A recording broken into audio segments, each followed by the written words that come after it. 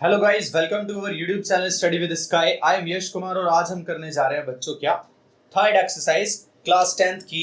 और चैप्टर हमारा चल रहा था third. Okay, third exercise third chapter class 10th। तो क्योंकि हम क्या कर रहे हैं इस बार यार, हर चैप्टर की ना अलग अलग एक्सरसाइजेस की अलग अलग वीडियोस बना रहे हैं। उससे दो फायदे हैं। पहला कि आप इजीली जो क्वेश्चन को आप टारगेट करना चाहते हैं, सपोज आप किसी क्वेश्चन बैठ के, तो आप उस तक आराम से पहुंच सकते हो। ठीक है। दूसरी बात बच्चों ये कि छोटी छोटी वीडियोस देखने में थोड़ी तकलीफ नहीं होती है। लंबी सी वीडियो जाती है ना तो थोड़ी ऐसे हल्का सा जाता है ना, पहले तुम लोगों को है ना, होता है ना। चलो कोई नहीं, बट ये है कि हाँ, छोटी छोटी वीडियोस हैं, उनको धीरे धीरे देखते चलना। अगर आप कहीं ट्यूशन नहीं पढ़ पा रहे हो तो आप इससे सीख सकते हो। अगर आप पढ़ भी रहे हो तो आपका रिवीजन बहुत अच्छा हो सकता है एक बार ये 20 मिनट्स की वीडियोस देखने के बाद। ठीक है। अच्छा, और दूसरी बात बच्चों, अगर आपको वीडियोस पसंद आ रही हैं तो प्लीज अपने दोस्तों के यार शेयर कर दो। ठीक है। और सब्सक्राइब करो चैनल्स को, और लाइक करना बिल्कुल मत भूला करो देखने के बाद। ठीक है। अगर पसंद आ रही है तो जरूर करना। ठीक है।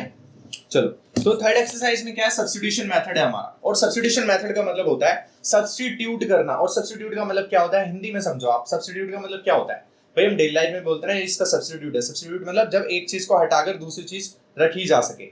जैसे अगर मेरे पास पेन नहीं है तो मैं पेंसिल से काम चला सकता हूँ। अगर मेरे पास कॉफी नहीं है घर में तो मैं चाय से काम चला सकता हूँ। तो ये दोनों आपस में क्या है, सप्लीमेंट्स हैं। ये चीजें क्या आपस में सब्स्टिट्यूट्स हैं। आई एम सॉरी, सब्स्टिट्यूट्स हैं। ठीक है। तो सब्स्टिट्यूट मतलब जब एक की जगह दूसरी वैल्यू रख दी जाए। तो अगर मुझे इसको सब्स्टिट्यूशन मेथड से सॉल्व करना है तो सबसे पहले सॉल्व करने का मतलब क्या है, मतलब मेरे बच्चे ये है कि मुझे इन दोनों इक्वेशंस में से, इसको इक्वेशन 1 मान ले और इसको इक्वेशन 2, इन दोनों इक्वेशंस को सॉल्व करके इसका सॉल्यूशन निकालना है। सॉल्यूशन मतलब एक्स वाई की वैल्यूज निकालनी है। ठीक है। बस इतनी सी चीज है। क्या होता है मतलब मेथड से निकाल के रहे हैं, एक्स वाई की वैल्यूज निकाल रहे हैं, सॉल्यूशन निकाल रहे हैं। ओके चलो, लेट्स डू इट। बहुत इजी है यार ये एक्सरसाइज, बहुत इजी है, बहुत कम टाइम में उठा देंगे। ठीक है, देखते हैं। फर्स्ट इक्वेशन से देखते हैं। तो फ्रॉम इक्वेशन फर्स्ट, पहली इक्वेशन से आप क्या करो, एक कोई भी वेरिएबल की वैल्यू निकाल लो। जैसे आप चाहे तो x की निकाल लो, चाहे y की निकाल लो। तो मैं क्या कर रहा हूँ, x की वैल्यू निकालूंगा इस इक्वेशन से, पहली इक्वेशन से x की वैल्यू। तो x की वैल्यू क्या आएगी, प्लस y से उधर जाके क्या हो जाएगा बेटा, माइनस का y हो जाएगा। ये वैल्यू आई। ठीक है, बस x की वैल्यू आ गई ना, इजी है, कुछ नहीं। सेकंड इक्वेशन में इसको पुट कर दो। दूसरा स्टेप क्या है, इसको सेकंड इक्वेशन में पुट कर दो। ये पहला स्टेप और ये हमारा स्टेप 2। ठीक है, क्या करना है इसे, putting value of x in equation 2। Equation 2 में पुट कर देते हैं। इक्वेशन 2 है हमारी x minus y is equal to 4। ये इक्वेशन 2, x की वैल्यू क्या है, x की जगह पे रख दो इसको, x ये ना यहाँ पे, इस वैल्यू को यहाँ रखो, यानी कि 14 माइनस वाई। और ये देखो x की जगह पे ही पूरा रखा मैंने, और फिर माइनस वाई ये है तो minus y as it is रखा। ध्यान से सुनना, इस x की जगह पूरी वैल्यू ये आई है, देखो ध्यान से जरा। x की वैल्यू है ना 14 माइनस वाई, ये मैंने 14 माइनस वाई x की जगह रखा है। आ रहा है समझ में, माइनस का y ये रहा as it is equal to 4। अब यहां से आप देखोगे कि ये 14 तो एज इट इज है, माइनस वाई कितना हो जाएगा, माइनस का 2y हो जाएगा। क्योंकि माइनस माइनस क्या होता है, प्लस। तो y प्लस हो गया, 2y बना। और साइन माइनस का क्यों है, क्योंकि साइन जो संख्या बड़ी होती है वो हमारा साइन आ जाता है। अब इसके आगे तो 1 है और इसके आगे भी 1 है। कौन सी संख्या बड़ी है, कोई सी भी बड़ी नहीं है, 1 1 तो बराबर है। तो इसलिए हमें क्या करना है, दोनों बराबर है तो ठीक है, कोई भी साइन ले सकते हैं, और दोनों का ही साइन बेटा माइनस का है। तो हम क्या करेंगे, सिंपल माइनस साइन लिख देंगे, इक्वल टू 4। ठीक है। अच्छा, अब इस माइनस 2y को या तो उधर ले जाओ और 4 को इधर ले आओ, ऐसे कर लो। क्योंकि मुझे y की वैल्यू क्या चाहिए होती है, ये एक काम करते हैं, इजी रखते हैं चीजों को। ठीक है, मैं y को इधर ही रखूंगा और बाकी वैल्यूज को उधर लेके जाऊंगा। तो पहले बताओ 14 उधर जाएगा या 2 उधर जाएगा, तो आप कहोगे पहले 14 उधर जाएगा। ठीक है ना, तो माइनस का 2y जो है ये यहाँ पे रहेगा, और ये जो 14 है इसके आगे कोई साइन नहीं है, इसका मतलब इसके आगे प्लस का साइन लगा सकते हो आप। कोई साइन नहीं है इसलिए प्लस का साइन लगा सकते हो। तो प्लस का 14 उधर जाएगा तो क्या बन जाएगा, माइनस का 14 बन जाएगा। ठीक है, चलो यहाँ पे लिख रहा हूं मैं। तो minus 2y equals to 4 minus 14 कितना बचेगा, तो माइनस का 10 बचेगा। प्लस माइनस माइनस, और माइनस की संख्या बड़ी है इसलिए माइनस का साइन है। ठीक है, तो माइनस से माइनस कट गया, अब दिख रहा है। अब माइनस से माइनस कट गया ना, तो संख्या क्या आ गई, प्लस की आ गई, यानी कि 2y इज इक्वल टू 10 आ गया। तो y इज इक्वल टू कितना हो जाएगा, 10/2 यानी कि 5 आ जाएगा। 10/2 यानी कि 5। तो y की वैल्यू बेटा 5 आ गई। अब इसको मैं वापस से पुट करूंगा किसमें, इस वाली वैल्यू में। तो इसको मैं इक्वेशन 3 मान लेता हूं। ठीक है, इक्वेशन 3। तो मैं यहां पे लिख रहा हूं, on putting value of y in equation 3, तो इक्वेशन थर्ड क्या है, x is equal to 14 minus y है, 14 माइनस वाई, वाई की वैल्यू 5 है, इसको वहां पर कर दो, यानी कि 14 माइनस 5 कितना आएगा 9, तो x की वैल्यू क्या है ये है। तो सॉल्यूशन क्या हो गया, हैंस सॉल्यूशन, यहाँ पे लिख सकते हो आप, hence solution of above polynomials is x is equal to 9 and y is equal to 5। बस इस तरीके से पूरा question, it is how you have to write it in your copy. आपको इस तरीके से पूरा एकदम अपनी कॉपी में लिखना है, अपने एग्जाम में लिखना है, ठीक है। इससे अलावा कुछ आपको खास लिखने की जरूरत नहीं है, ना इससे ज्यादा ना इससे कम, ठीक है बेटा। अब मैं आगे थोड़ा सा शॉर्ट में बताता चलूंगा, because we have to save time. बस मैं ये चीजें कुछ नहीं लिखूंगा, बस ये जो छोटी छोटी चीजें मैंने आपको बताई है, ठीक है, लिख दूंगा थोड़ी थोड़ी, चिंता मत करो। चलूँ आगे, कोई इजी है ना, कुछ तो है नहीं। पहले हमने क्या किया, फर्स्ट इक्वेशन से बेटा, फर्स्ट इक्वेशन से x की वैल्यू निकाली, आप चाहो तो y की भी निकाल सकते हो, y की निकालना फिर y की जगह पुट करना। मैंने क्या किया, x की वैल्यू निकाली है, x की जगह पुट की है, फिर यहाँ से y की वैल्यू निकाल ली, y की वैल्यू 5 आई, फिर इसको वापस से जो थर्ड इक्वेशन बनाई है मैंने, यानी कि जो x की वैल्यू निकाली थी पहली इक्वेशन से जो निकाली थी x की वैल्यू, इसमें मैं y को पुट कर दूंगा, तो मेरे पास 9 आ जाएगा, ठीक है बेटा। अगर मेरी स्पीड तेज लग रही हो तो आप स्लो भी कर सकते हो, स्लो करने का भी हमारे पास फीचर होता है यूट्यूब में, और अगर आपको स्लो लग रही हो तो फास्ट कर लेना, फास्ट लग रही हो तो स्लो कर लेना, ओके। चलें आगे। तो बच्चों अगला यानी कि फिफ्थ पार्ट मैंने उठाया, क्योंकि उससे पहले कि आप आसानी से कर सकते हो। अच्छा, एक जो ये डेसिमल वाला दे रखा है ना फोर्थ पार्ट, उसमें 10 से दोनों तरफ मल्टीप्लाई कर देना, आरएसएस में भी और एलएचएस में भी, ठीक है, 10 से मल्टीप्लाई कर देना दोनों तरफ, तो जो भी पॉइंट है वो सारा का सारा रिमूव हो जाएगा, क्योंकि 10 से मल्टीप्लाई करने पे समझ रहे हो ना, जो जैसे 0.2x है तो, और फिर प्लस में 0.3y इज इक्वल टू 1.3 है, 10 से मल्टीप्लाई करोगे, चलो बता देता हूँ, 0.2x plus 0.3y is equal to यही है ना 1.3, यस, ये है पहली इक्वेशन। तो आप इसमें 10 से मल्टीप्लाई करो तो इधर भी 10 से होगी और फिर इधर भी 10 से हो जाएगी, तो ये क्या बनेगा, 10 इंटू 0.2x तो 2x बचेगा, 10 इंटू 0.3y तो 3y आएगा, और इधर 1.3 इंटू 10 होगा तो 13 आएगा। अब देखो आसान बन गई ना इक्वेशन, पॉइंट सब हट गए ना, क्योंकि 10 से मल्टीप्लाई की, भाई 10 से मल्टीप्लाई करते हैं तो क्या होता है, सुन लो अगर नहीं समझ आया हो तो, पॉइंट हटेगा तो नीचे एक 10 बचता है, तो जब इस 10 की इसमें मल्टीप्लाई हुई तो ये 10 से ही वाला 10 कटेगा, ऐसे ही यहाँ पे 10, तो जब इस 10 की इस वाले में होगी तो 10 से ही वाला 10 कट जाएगा, 10 की दोनों में होगी ना इसकी, तो 10 से 10 कट जाएंगे, 2x और 3y ऐसे बचेगा, 2x और 3y ऐसे यहाँ पे होगा बेटा, पॉइंट हटेगा, इसके नीचे 10 आएगा, ये 10 से 10 कट जाएगा, ये 10 ऊपर लिखा हुआ है इनटू में, ये कट जाएगा और 13 आ जाएगा, समझा। इसी तरीके से दूसरी वाली इक्वेशन में कर देना, आ गया ना, हिंट दे दिए मैंने, अब सॉल्व आप कर सकते हो, ठीक है। बट ये रूट वालों से यार बड़ी दिक्कत होती है बच्चों को, रूट वालों में दिक्कत होती है ना, कुछ बच्चे शायद ऐसे होंगे जो इसी क्वेश्चन को देखने आए होंगे भी, इस एक्सरसाइज का, है ना। चलो देख लेते हैं इसको, कुछ भी नहीं है यार, मैं तो कहता हूँ बल्कि रूट वाले दिख जाना तो और आपको हैप्पी हो जाना है, और उसकी ट्रिक मैं बताऊंगा कि करना क्या है, क्योंकि रूट्स की कैलकुलेशन कुछ टफ होती ही नहीं है, बस ऐसे ही हुआ बना रखा है बच्चों ने, रूट से डर जाते हैं। देखो जरा,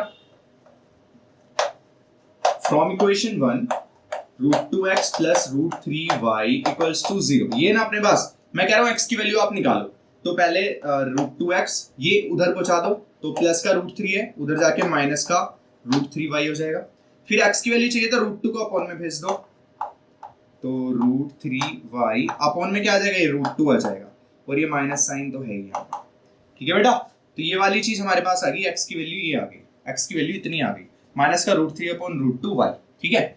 सेकंड इक्वेशन में पुट कर दो, x की वैल्यू निकाल के पहली से निकाली और दूसरी में पुट करनी है, तो पुटिंग इन इक्वेशन 2, इक्वेशन 2 में इसको पुट कर दे, ठीक है, इक्वेशन 2 में पुट कर देते हैं, तो √3x है, x की वैल्यू कितनी है ये है, इसको थर्ड इक्वेशन मान लो, x की वैल्यू पुट करो जरा, x की जगह √3 इंटू x है ना, तो √3 ये रहा, और इंटू में x जो है वो x की वैल्यू में यहाँ पे रख रहा हूँ, ये है हमारे पास, ठीक है, माइनस का √8y इक्वल टू में 0 है, आई एम सॉरी, लुक, तो √3 इंटू √3 कितना हो जाएगा, तो √3 बेटा 3 होता है, सभी बच्चों को पता होगा, अपॉन में √2 बचा, माइनस रूट में 8y इक्वल्स टू 0, ये आ गया बेटा, किसी को दिक्कत यहाँ तक। चलो अब इसमें से मुझे दिख रहा है कि y चाहे तो मैं कॉमन ले सकता हूँ, क्योंकि यहाँ पे भी y और यहाँ पे भी y है ना, तो यहाँ पे भी y, यहाँ पे भी y को कॉमन ले लेता हूँ और बाकी चीजों को फिर मैं उधर भेज दूंगा, तो y की वैल्यू कुल मिला के यहाँ से कितनी आ जाएगी, y की वैल्यू देखो, अगर मैं माइनस रूट 8 y को उधर भेज दूं तब क्या होगा, तो ये आएगा मेरे पास माइनस का 3/√2 y इक्वल टू √8y। ये माइनस का √8y मैंने उधर भेज दिया तो प्लस का √8y हो गया, है ना, तो y से y कट गया। अब ये क्या इक्वल होता है, ये इक्वल होते ही नहीं, यानी कि यहाँ से मेरे पास कुल मिला के y की वैल्यू 0 आ सकती है। चाहे मैं इसी बात को बेटा ऐसे लिख सकता हूँ, यहाँ पे इस चीज को ऐसे लिख सकता हूँ कि मैं y को कॉमन ले लूंगा, y को कॉमन लेने के बाद मेरे पास बचेगा ये और माइनस का √8 इक्वल्स टू 0। ठीक है, तो ये y की वैल्यू कितनी आ जाएगी बच्चों, 0 आ जाएगी, क्योंकि ये चीज इसके अपोन में आएगी 0 के, तो y इक्वल टू कितना हो जाएगा, 0 हो जाएगा। समझ आया? जब मैं y की वैल्यू 0 को वापस से इक्वेशन 3 में पुट करूंगा,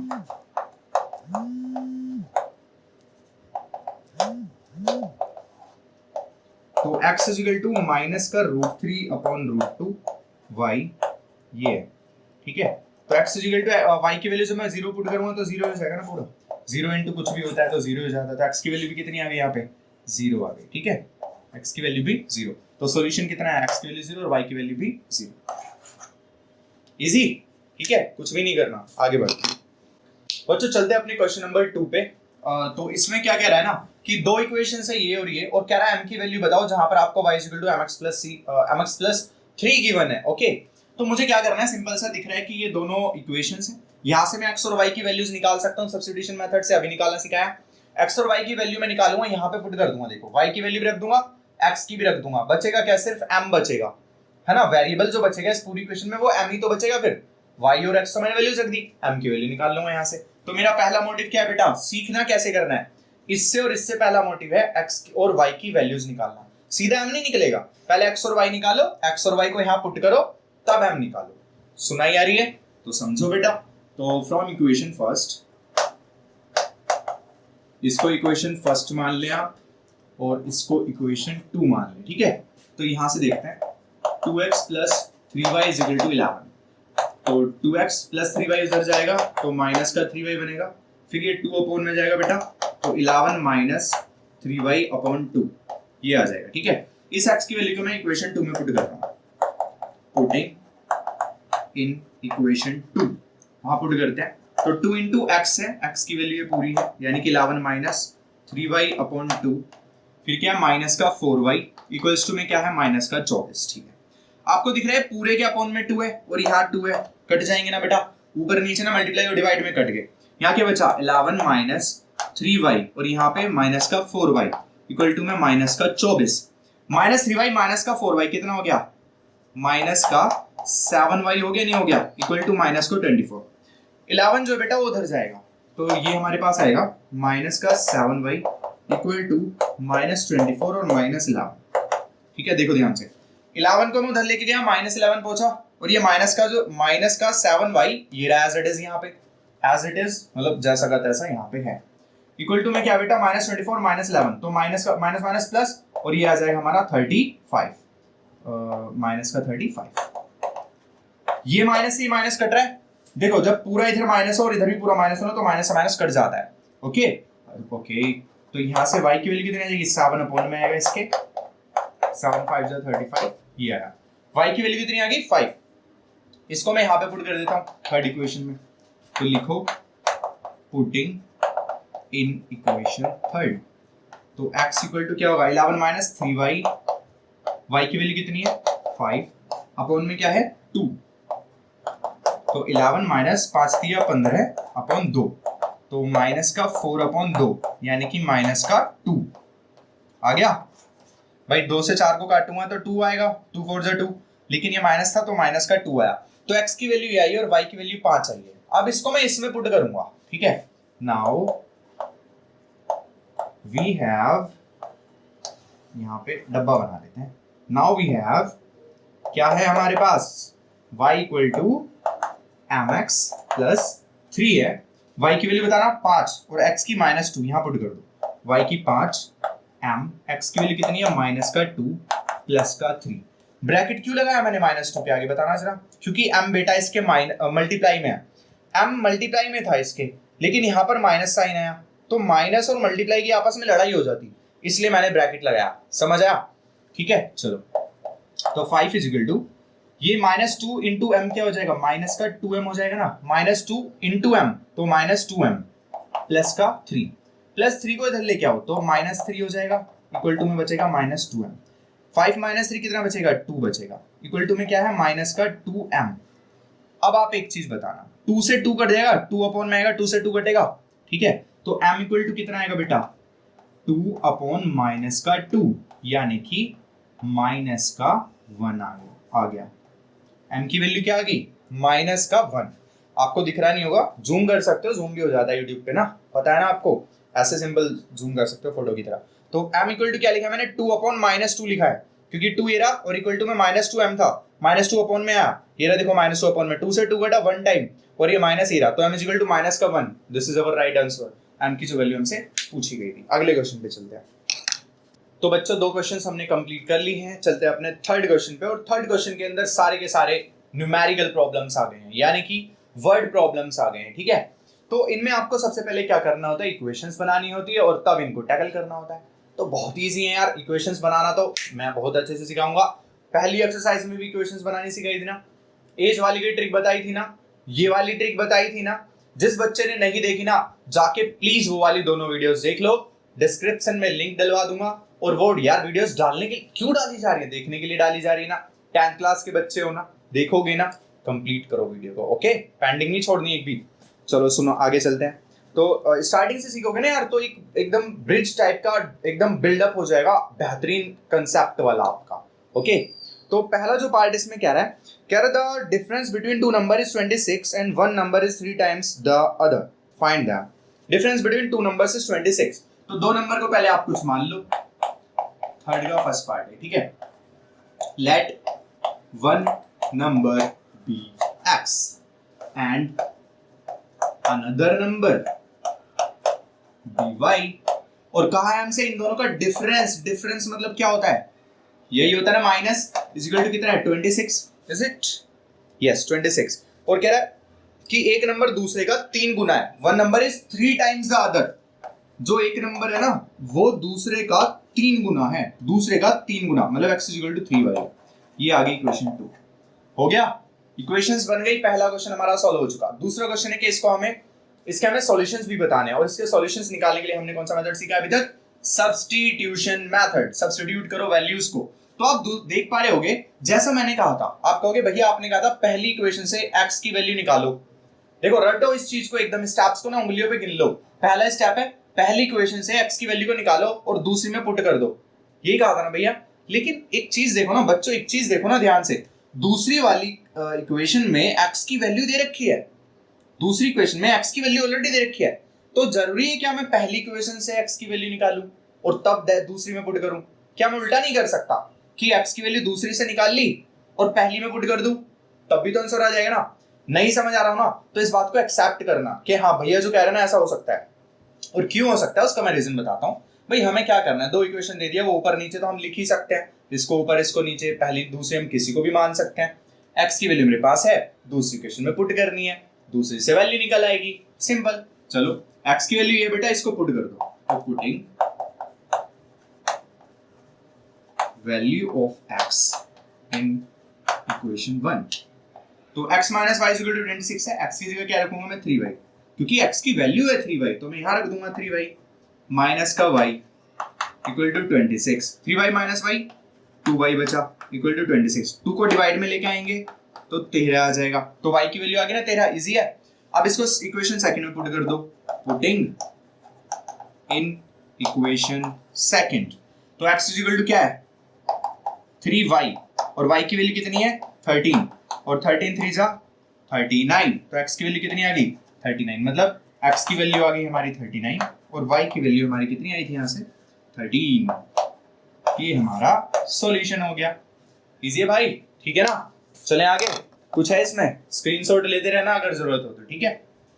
तो बच्चों चलते हैं अब अपने थर्ड के सेकंड पार्ट पे।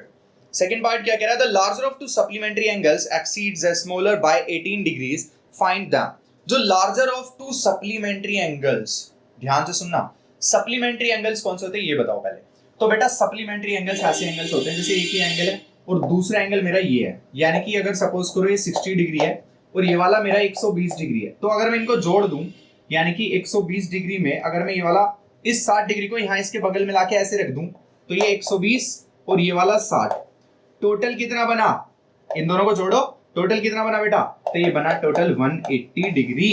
और ऐसे दो एंगल्स को, ऐसे दो एंगल्स को, यानी कि जिनका सम 180 आए, ऐसे दो एंगल्स को हम बोलते हैं सप्लीमेंट्री एंगल्स। और कॉम्प्लीमेंट्री एंगल्स कौन से होते हैं? जिनका सम 90 डिग्री आए, जिनका सम 90 डिग्री आए इनको क्या बोलते हैं? कॉम्प्लीमेंट्री। और सप्लीमेंट्री किनको बोलते हैं? जिनका सम 180 आए। समझ आ गया? ठीक है, आगे चलूं। चलो, कह रहा है larger of the two supplementary angles. अब देखो, ये जरूरी थोड़ी है कि दोनों एंगल 90 के होंगे तभी वो 180 बनाएंगे, कि एक एंगल 90 का होगा दूसरा भी 90 का होगा तभी 180 बनाएंगे। नहीं, ऐसा भी तो हो सकता है ना, जैसे मैंने एग्जांपल लिखा, एक 120 का बनाया, एक 60 डिग्री का बनाया, दोनों को जोड़ के भी तो 180 आ रहा है। तो अगर ऐसे दो एंगल्स हो जिसमें एक बड़ा हो एक छोटा हो, तो जो बड़ा वाला एंगल है वो छोटे से, ऐसा वाला केस दे रखा है इस क्वेश्चन में, कि जो बड़ा एंगल है वो छोटे से कितना ज्यादा है? 18 डिग्री ज्यादा है, ऐसा कुछ। कि larger of to supplementary angles, जो सप्लीमेंट्री एंगल में जो बड़ा वाला एंगल है, लार्जर वाला, यानी कि जो बड़ा वाला एंगल है, exceeds the smaller by 18 degrees, जो बड़ा वाला एंगल है वो छोटे से 18 डिग्री बड़ा है। क्या समझ आया? क्वेश्चन को समझना यार बहुत इंपॉर्टेंट है। मैं तो आराम से पढ़ाने वाला हूँ, बहुत टाइम देने वाला हूँ, मेरे को कोई जल्दी नहीं है। ठीक है, आपको जल्दी हो भाग जाओ, कोई दिक्कत नहीं है, पछताओगे बाद में, रुक जाओ पढ़ लो। ठीक है, ध्यान से सुन के। चलो चलते हैं सेकंड पार्ट।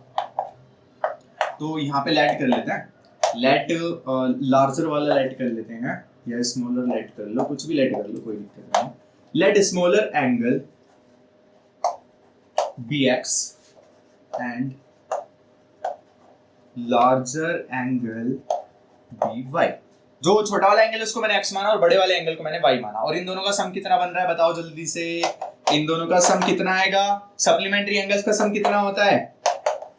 एग्जैक्टली मेरे बच्चे, दोनों का सम 180 डिग्री आएगा। Very good. ठीक है, ये चीज क्वेश्चन में गिवन नहीं थी, एक लाइन का क्वेश्चन है और उसमें लिख दिया बस सप्लीमेंट्री एंगल्स, और एक केस दिया कि जो बड़ा वाला वो छोटे से 18 डिग्री बड़ा है, एक ही केस दिया।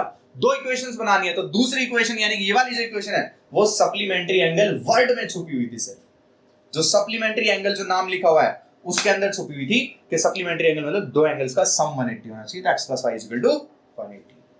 समझ आया? अच्छा, दूसरी एंगल तो आई मीन दूसरा इक्वेशन अकॉर्डिंग टू क्वेश्चन वो ये कह रहा है कि जो बड़ा वाला एंगल है, बड़ा वाला कौन सा है? y है x से बताओ, आप कहोगे y है, लार्जर वाले को y माना ना, तो जो बड़ा एंगल है वो छोटे से 18 डिग्री ज्यादा है। तो मैं छोटे में 18 जोड़ू या बड़े में? आप कहोगे भैया छोटे में 18 जोड़ो ना, तभी तो वो बड़े के बराबर बनेगा। जब छोटी वैल्यू में आप 18 को जोड़ोगे तभी तो ऊपर आके बड़े के बराबर बनेगा। बस यही वाली ट्रिक याद रखनी है, ये वाली। तो छोटी में मुझे ऐड करनी है, छोटी संख्या में ऐड करना है 18। ठीक है बेटा, तो ये आया हमारा इक्वेशन 2, इसको सीधा लिख लो। अब यहाँ पे भी देखो आप, यहाँ पे किसकी वैल्यू निकाल रखी है? y की वैल्यू निकाल रखी है। देखो दिमाग को ना थोड़ा ओपन रखो, दिमाग को एकदम ओपन रखो, रटनी नहीं है कुछ भी चीज। यहाँ पे भी दो इक्वेशंस मेरे सामने, मुझे सिंपल सी चीज पता है कि दोनों इक्वेशन में से किसी में से भी, या पहली में से निकाल लो या दूसरी में से निकाल लो। मैंने कहा था x की वैल्यू निकाल लो, लेकिन यहाँ पे तो y की वैल्यू निकली हुई है ऑलरेडी, तो जरूरी है मैं x की वैल्यू निकालूं? बेटा मैंने गलत नहीं कहा था, ध्यान रखना। मैं अभी भी चाहूं ना तो x की वैल्यू निकाल सकता हूं, यहाँ से x की वैल्यू निकाल लूंगा दूसरी इक्वेशन से, पहली में पुट कर दूंगा। या फिर मैं ऐसा भी कर सकता हूं, पहली में से x की वैल्यू निकाल लूं, इसमें पुट कर दूं, तब भी आंसर आएगा। या फिर तीसरी चीज मैं ये भी कर सकता हूं कि y की वैल्यू जो मुझे दे रखी है वो मैं यहाँ पुट कर दूं, तब भी आंसर आ जाएगा। मतलब करना क्या है, इन दोनों इक्वेशन में से किसी में से भी एक वेरिएबल की वैल्यू निकालनी है, चाहे इसमें से निकाल लो चाहे इसमें से निकाल लो। वेरिएबल कोई सा भी हो सकता है, चाहे x चाहे y। ठीक है, निकालने के बाद दूसरी वाली इक्वेशन में आप उसकी वैल्यू को पुट कर दो, आंसर आपके सामने आ जाएगा। जैसे यहाँ पे इससे भी करके दिखाता हूं। ठीक है, y की वैल्यू ये है, इसको पहली में पुट कर दो, तो पुटिंग इन इक्वेशन फर्स्ट, ये y की वैल्यू यहां पुट करो, तो x प्लस y की जगह क्या पुट करूंगा? x + 18, और इक्वल टू में क्या लिख रहा है? 180। बोलो मेरी बात किसको समझ नहीं आई? किसको समझ नहीं आई? भैया यहाँ पे y की वैल्यू थी, पहली में पुट कर दी उठा के, कुछ दिक्कत नहीं है। ओके चलो, x + x 2x प्लस का 18 इक्वल टू 180, तो 2x इक्वल टू 18 उधर जाएगा, तो 180 - 18 कितना बचेगा हमारा? 18 बचे, 18 जाएगा तो 20 घटा दो, 160 बचेगा तो 162 हो गया, 2x है, 2 को अपॉन में भेज दो, 81, x की वैल्यू कितनी आ गई 81 डिग्री, क्योंकि एंगल्स की बात चल रही है तो ये डिग्री में होंगे, तो x की वैल्यू आई कितनी 81 डिग्री, और यहाँ पे पुट कर दो, तो पुटिंग इन इक्वेशन 2 में पुट करो तो y की वैल्यू आ जाएगी, y equal to x plus 18 है ना, x की वैल्यू है 81 प्लस 18, तो ये आ जाएगा 99। किसी को दिक्कत बोलो, किसी को दिक्कत? इन दोनों को जोड़ के देखना अच्छे तरह, 81 और 99 को जोड़ो, आ रहा है ना 180, आ रहा है ना बेटा 180, तो इसका मतलब ये आंसर हमारे एकदम सही है। देखो कितना आसान आंसर है, कितना इजी सा आंसर है। चलें आगे, लेट्स गो। चलो बेटा आप जल्दी से मैं इक्वेशंस बताता हूँ आपको, फटाफट आप सॉल्व अगले से खुद करेंगे, ठीक है। जैसे थर्ड वाला कह रहा है coach of a cricket team buys 7 bats and 6 balls, तो अगर मैं बैट्स की जो कॉस्ट है, बैट्स कॉस्ट बी एक्स ये लेट कर लो, एंड बॉल्स है दूसरी, yes balls, and balls cost be y. अच्छा कितनी कितनी खरीदी है इसने, 7 बैट और 6 बॉल्स, तो 7x प्लस 6y। देखो एक बैट जो है वो x का आ रहा है, एक बैट x का आ रहा है, तो 7 कितने आएंगे 7x के, 7x के, एक बॉल y की आ रही है तो 6 बॉल कितनी आएंगी 6y रुपीज की आएंगी, और टोटल जो रुपीज खर्च हुए इन दोनों का सम जो हो जाएगा वो हमारा 3800 दे रखा है, यानी कि 3800। ये इक्वेशन फर्स्ट होगी, इजी है भाई। अगर एक मेरा बैट x रुपए का आ रहा तो 7 बैट कितने का आएंगे, एक बैट अगर x रुपए का आ रहा तो 7 बैट कितने के आएंगे बोलो।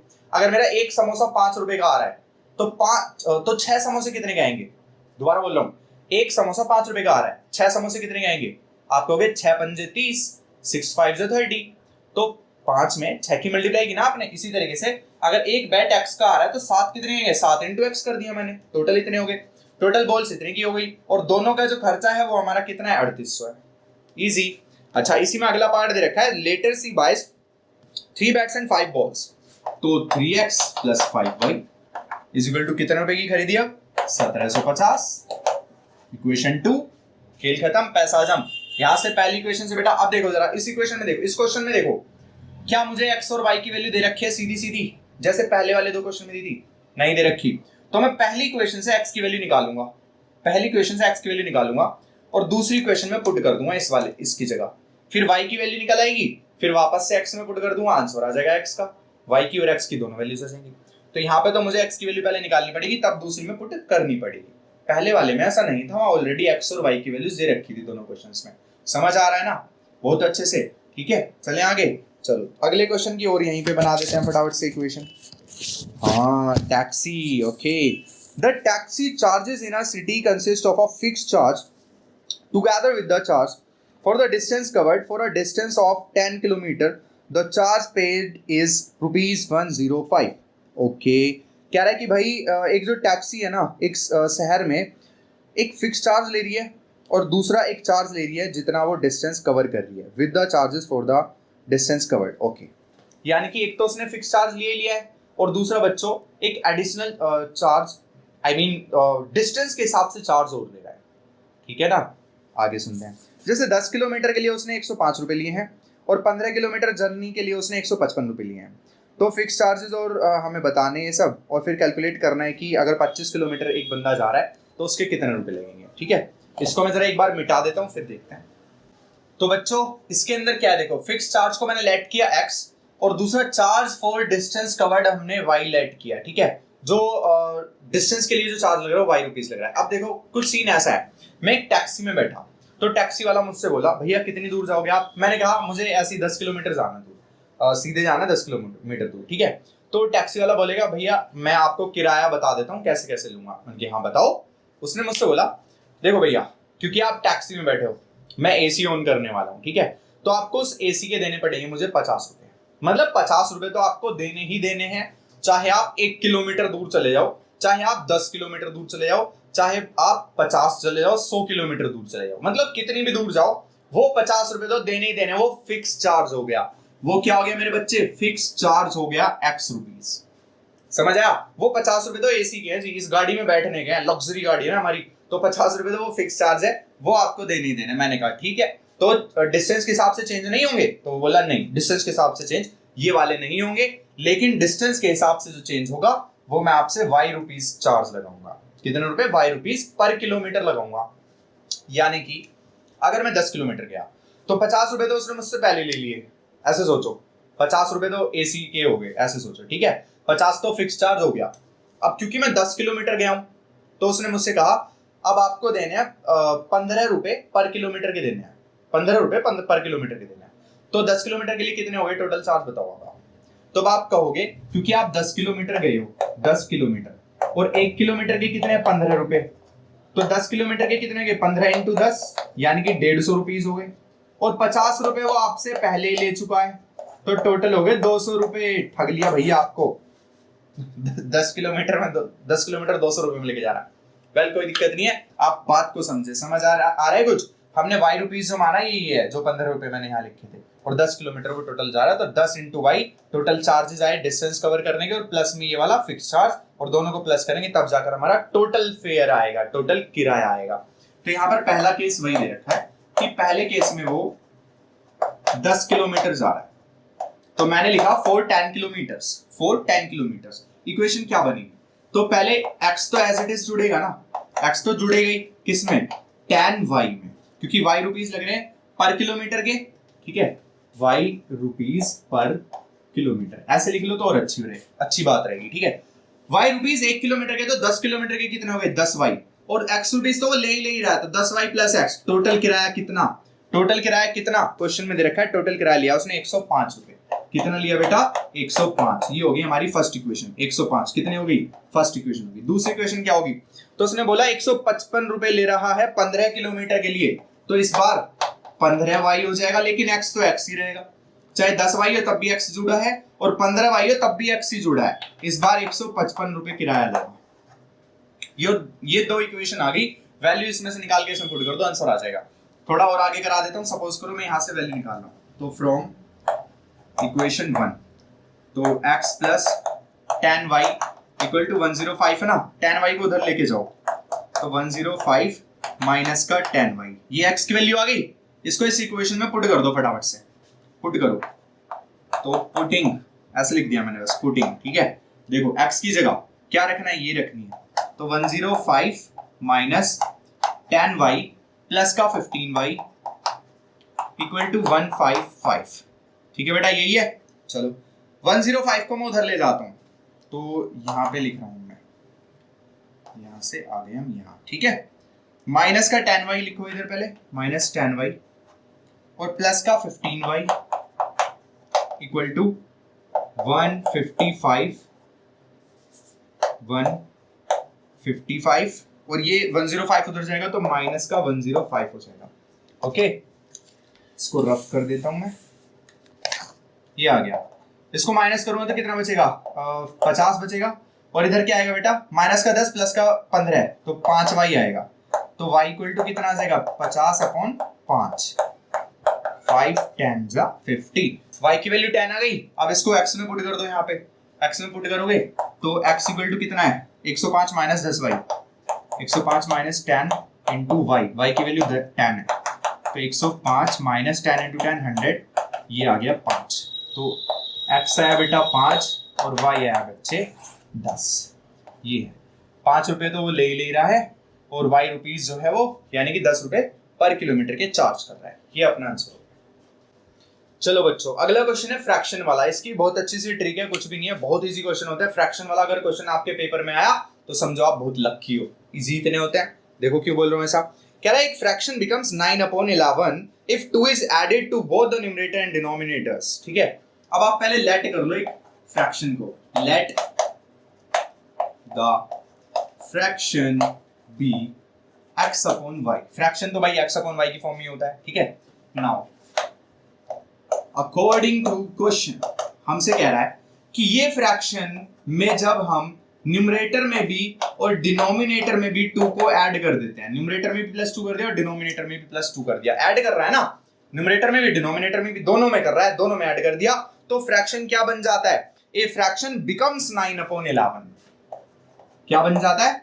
ये बन जाता है। लैंग्वेज को समझना क्वेश्चन की, कह रहा है एक फ्रैक्शन जो 9/11 बन जाता है, बिकम्स 9/11 मतलब बन जाता है कब, जब उसमें हम 2 को ऐड करते हैं, न्यूमरेटर में भी और डिनोमिनेटर में भी 2 को ऐड करने पे ये बनता है, ठीक है। तो यहाँ से इक्वेशन फर्स्ट निकलेगी, बट पहले आपको क्रॉस मल्टीप्लाई करना पड़ेगा, कर लो जरा जल्दी से। तो 11x प्लस 22 हो जाएगा, और उधर क्या हो जाएगा, 9 की मल्टीप्लाई दोनों में कर दो, 9y प्लस 9 दूनी 18, इनको इधर ले आओ। तो 11x और माइनस का 9y इक्वल टू प्लस का 18 है, और ये माइनस का 22 उधर पहुंच जाएगा, तो ये 18 माइनस 22 कितना बचेगा, माइनस का 4, ठीक है। तो 11x minus 9y equal to minus का 4, ये आ गई हमारे पास, ये पहली इक्वेशन। अब देखो नाउ दूसरी इक्वेशन को देख लेते हैं, आगे पढ़ते हैं क्वेश्चन को। कह रहा है if 3 is added to both the numerator of the denominator and the denominator it becomes 5/6। अगर मैं 3 को ऐड कर दूं, 3 इज एडेड है ना, यस, 3 को अगर मैं ऐड कर दूं न्यूमरेटर और डिनोमिनेटर दोनों में, तो इस बार क्या किया हमने, x प्लस 3 किया और y में भी प्लस 3 किया, तब ये 5/6 बना। कितना बना, 5/6, यस 5/6 बना। क्रॉस मल्टीप्लाई करो फटाफट, तो ये आएगा 6x प्लस 6 3 जा 18 इक्वल टू 5y 5 3 जा 15, इनको इधर ले आओ, तो 6x, y को इधर लेके आओ 5y, 18 को उधर लेके जाओ, तो ये आ गया माइनस का 3, यानी कि 6x minus 5y equal to minus का 3। ये इक्वेशन 2 है। इक्वेशन 1 ये रही हमारी और इक्वेशन 2 ये रही। अब आपको क्या करना है, आपको अच्छे से पता है, यहां से x की वैल्यू को निकालो, यहां पे पुट कर दो x की जगह, और यहां से y निकलेगा, फिर उस y को वापस से x में पुट करो, आपके सामने दोनों वैल्यूज आ जाएंगी। ये मैं बिल्कुल नहीं करूंगा, क्योंकि आपकी बेटा कुछ ड्यूटी है। अगर आप बिल्कुल भी प्रैक्टिस नहीं करोगे तो आप कुछ भी नहीं सीख पाओगे, ओके। तो प्रैक्टिस करनी है, आंसर सॉल्व करना है, आगे बढ़ो। बच्चों देखो, अगर आप मेरे साथ लास्ट तक इतनी छोटी सी वीडियो में भी नहीं रुक पा रहे हो, तो सोचो मैं भाई बहुत गर्मी में खड़ा हूँ, आई थिंक पसीने अभी दिख नहीं रहे हैं, बस कुछ दिन बाद पसीने भी दिखने लग जाएंगे, क्योंकि हम फैन चला नहीं सकते। अगर मैं फैन चलाऊंगा तो इस वीडियो में काफी ज्यादा नॉइस आएगी, फैन की बहुत तेज आवाज आती है, और एसी भाई अभी है नहीं, लगवा लेंगे बाद में अगर सब कुछ अच्छा चलता है तो, ठीक है। बट अभी क्योंकि काफी ज्यादा गर्मी की उससे बनानी पड़ती है वीडियो, और गेट भी लगाना पड़ता है ताकि नॉइस वगैरह ना आए, सारी चीजें। तो बच्चों अगर मैं यहाँ पे इतनी देर खड़े होकर पढ़ा रहा हूँ लगातार, मैंने अभी तक 1 भी मिनट का गैप नहीं लिया, बस मैं रफ कर रहा हूँ, और उतनी देर के लिए मतलब वीडियो कट हो जाएगी, कुछ भी नहीं हो रहा, और फैन भी नहीं ऑन कर पाता मैं इतनी देर में, ठीक है। तो मैं जस्ट ये कह रहा हूँ बच्चों कि आप कम से कम लास्ट तक वीडियो को देखो। अगर आप स्टार्टिंग में बोर हो जाओगे, सोचोगे यार अभी नहीं, आधी बाद में देख लूंगा, आधी भी देख लूंगा, तो यार बहुत गलत बात है सच में, है ना। छोटी सी वीडियोस हैं, इनको कम से कम कंप्लीट करते हुए चलना है आपको, ठीक है, ओके। तो बेटा लास्ट क्वेश्चन है हमारे पास, 6th पार्ट, ये एज का क्वेश्चन, और एज के बारे में मैंने टिक बताई है, स्पेशली जो बच्चे अब तक रुके हैं तो उनको पता चलेगी, उनको मजा आ जाएगा। सुनो ध्यान से, कह रहा 5 years hence, मतलब 5 साल बाद। अब ये हैंस का मतलब बाद होगा, ये कैसे आपको पता चलेगा, तो इसकी मैंने ट्रिक बताई थी कि इससे आगे आप पढ़ो क्वेश्चन को, अगर विल शैल लिख रहा है तो मतलब फ्यूचर की बात है, अगर वाज वर लिख रहा है इसका मतलब पास्ट की बात है, सिंपल। तो आगे क्या लिख रहा है, the age of Jacob will be 3 times, will be यानी कि बाद की बात हो रही है, तो मतलब 5 साल बाद की बात हो रही है भाई साहब, ठीक है। तो Jacob, age of Jacob will be 3 times age that of his son, Jacob की एज 5 साल बाद अपने बेटे से 3 गुना हो जाएगी। कुछ भी नहीं करना, मैं बता रहा हूं क्या करना है, बस आपको लेट करना है, let Jacob's age be x and Jacob's son's age be y, okay. और ट्रिक बताई थी कि x इक्वल टू y लिख दो, x इक्वल टू y लिख दो। अब मुझसे इसने कहा 5 साल बाद, तो दोनों तरफ +5 कर दो, क्योंकि बाद की बात हो रही है तो +5 करेंगे, अगर पहले की बात होती तो -5 करते, ठीक है। ये काम किया। सबसे पहले ट्रिक क्या, सबसे पहली चीज क्या करनी है, step x equal to y लिखना है। फिर हमसे क्या कहा गया कि 5 साल बाद, तो पहले +5 और +5 कर दो। अगर कहता 3 साल पहले कहता तो मैं -3 और -3 करता दोनों तरफ। समझ आ रही है, जो भी काम करना है ना प्लस या माइनस का, वो दोनों तरफ करना है। बट अब इसने आगे क्या कहा कि age of Jacob will be 3 times age that of his son, मतलब जैकब जो वो अपने पुत्र से, अपने बेटे से वो 3 गुना हो जाएगा। इनमें से जैकब कौन सा है बताओ, जैकब की एज x मान, ये जैकब है, ये उसका बच्चा है, तो बच्चे के 3 गुना होगा ना, मतलब किस में 3 की गुना करूं ये बता दो बस मुझे। अगर जो बच्चा ये कह रहा ना कि इसमें करो, तो भाई बहुत गलत जा रहे हो आप। लेकिन अगर आपने कहा कि इसमें 3 की गुना करनी है, तो बिल्कुल ही सही जा रहे हो मेरे बच्चे, इसमें ही करनी है। क्योंकि ये बच्चा जो है वो, उसका बेटा जो है कम उम्र का होगा, जैकोब यहाँ है। तो अगर मैं 3 की मल्टीप्लाई किस में करूंगी, बराबर हो जाए, ये दोनों बराबर होने के लिए 3 की मल्टीप्लाई किस में करूं, सन में या इसमें, तो 3 की इसमें ही तो करूंगा, तभी तो ये मल्टीप्लाई होकर बड़ी वैल्यू बनेगी और इसके इक्वल आएगी। तो 3 की मल्टीप्लाई में इसमें करूंगा, समझ आया? ये चीज है, बस खत्म। ये पहली क्वेश्चन बन गई हमारी, ठीक है। चलो इसको सॉल्व कर लेते हैं बस थोड़ा सा। x plus y equal to 3y और 5 दिया 15। इसको 3y को इधर ले आओ, माइनस का 3y इक्वल टू प्लस 5 इधर जाएगा तो क्या बनेगा, माइनस का 5, यानी कि 10 आ गया। तो x minus 3 is equal to 10, equation first. Now दूसरी इक्वेशन पे चलते हैं, क्वेश्चन को आगे बढ़ते हैं। अब ये कह रहा है 5 years ago, एगो मतलब होता है बेटा पहले, ठीक है, पहले। तो 5 साल पहले Jacob age was 7 times as that of his son। Jacob जो था वो अपने बेटे से 7 गुना था, 7 times। कितने साल पहले, 5 साल पहले। तो फिर से वही ट्रिक, क्या ट्रिक है, x इक्वल टू वाई लिखो थोड़ा सा गैप से। 5 साल पहले की बात की है, 5 साल है ना, हाँ। तो 5 को आप दोनों तरफ माइनस कर दो, 5 साल पहले, तो 5 को माइनस करेंगे, पहले के लिए माइनस, बाद के लिए प्लस। अब इसने कहा जो जैकोब है वो अपने बेटे से 7 गुना ज्यादा है, तो बेटा ये रहा और उससे 7 गुना ज्यादा। बस मल्टीप्लाई कर दो फटाफट, 7y 7 5 जा 35, इसको इधर ले आओ, तो x minus 7y equal to minus 5 इधर जाएगा, प्लस का 5 हो जाएगा, तो 5 माइनस 35 कितना आएगा, 30, वो भी माइनस का। तो x minus 7y equal to minus 30। ये इक्वेशन 2 है आपकी। इक्वेशन 1 और 2 आपके सामने। यहाँ से x की वैल्यू निकालो, यहाँ पुट कर दो, x की वैल्यू निकालो, यहाँ से यहाँ पुट कर दो, y की वैल्यू निकल आएगी, फिर y की को वापस यहाँ पुट कर दो, x की निकल आएगी। इजी काम, कर लोगे अब आगे सॉल्व, ठीक है। तो बच्चों यहाँ तक हमारी कंप्लीट होती है कौन सी, थर्ड एक्सरसाइज। बहुत इंपॉर्टेंट है और ये मेथड बहुत ज़्यादा इंपॉर्टेंट है। क्वेश्चंस पूछे जाते हैं आराम से, ठीक है। और आई होप आपको समझ आ गया होगा। और बच्चों अगर आपको समझ आ रहा है तो प्लीज़ प्लीज़ प्लीज़ अपने दोस्तों को शेयर करो और चैनल को सब्सक्राइब जरूर करो, ठीक है। शेयर करोगे यार तभी लोगों को पता चलेगा कि हाँ ऐसे कुछ भैया भी पढ़ा रहे हैं, ठीक है। बहुत मेहनत लगती है, प्लीज़ शेयर कर दो। Okay, bye bye. लाइक कर देना वीडियो को, ओके।